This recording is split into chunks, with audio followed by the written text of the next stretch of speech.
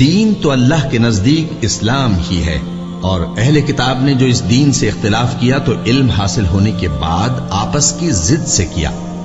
اور جو شخص اللہ کی آیتوں کو نہ مانے تو اللہ جلد حساب لینے والا ہے۔ اے پیغمبر، پس اگر یہ لوگ تم سے جھگڑنے لگیں تو کہنا کہ میں اور میرے پیرو تو اللہ کے فرما بردار ہو چکے، اور اہل کتاب اور ان پڑھ لوگوں سے کہو کہ کیا تم بھی اللہ کے فرما بردار بنتے اور اسلام لاتے ہو؟ بس اگر یہ لوگ اسلام لے آئیں تو بے شک ہدایت پالیں، اور اگر تمہارا کہا نہ مانے تو تمہارا کام صرف اللہ کا پیغام پہنچا دینا ہے، اور اللہ اپنے بندوں کو دیکھ رہا ہے۔ جو لوگ اللہ کی آیتوں کو نہیں مانتے اور انبیاء کو ناحق قتل کرتے رہے ہیں،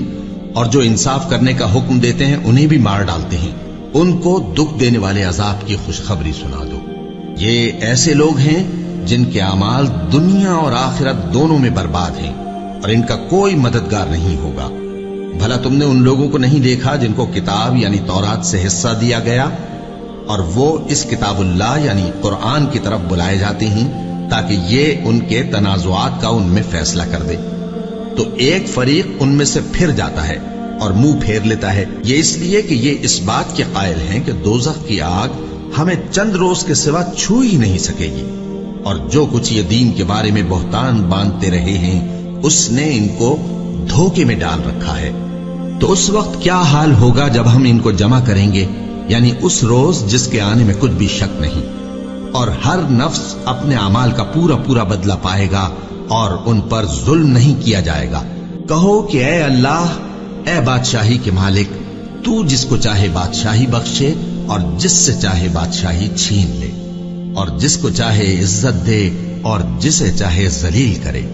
ہر طرح کی بھلائی تیرے ہی ہاتھ ہے، اور بے شک تو ہر چیز پر قادر ہے۔